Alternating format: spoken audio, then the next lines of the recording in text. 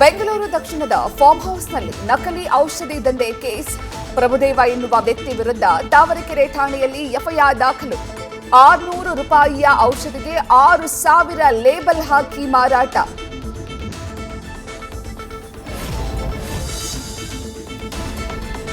Prajwal Revanna ಬಾರಕ್ನಲ್ಲಿ mobile ಪತ್ತೆ ಪ್ರಕರಣ.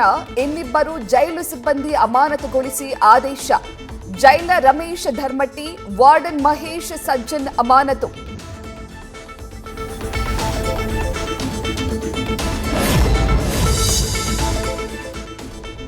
SIR ಬಳಿಕ ಡೇಂಜರ್ ಝೋನ್ನಲ್ಲಿ ಬೆಂಗಳೂರಿನ 25 ವಿಧಾನಸಭಾ ಕ್ಷೇತ್ರಗಳು.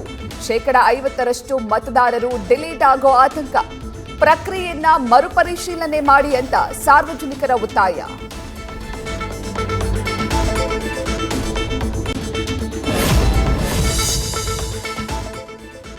ಕೆಪಿಎಸ್ಸಿ ಮಾಜಿ ಅಧ್ಯಕ್ಷ ಶಿವಶಂಕರಪ್ಪ ಸಾಹುಕಾರ್ ಮನೆಯಲ್ಲಿ ಮುಂದುವರೆದ ಇಡಿ ರೇಡ್.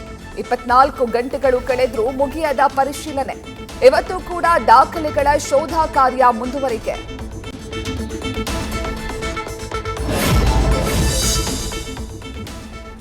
ಕೆಆರ್ಪುರಂನಲ್ಲಿ ನಡೆದಿದ್ದ ತ್ರಿವಳಿ ಕೊಲೆ ಕೇಸ್ಗೆ ಮತ್ತೆ ಟ್ವಿಸ್ಟ್. ಮಾಫಿ ಸಾಕ್ಷಿಯಾಗುವುದಕ್ಕೆ ಪ್ರಮುಖ ಆರೋಪಿ ಶ್ವೇತಾ ಅರ್ಜಿ.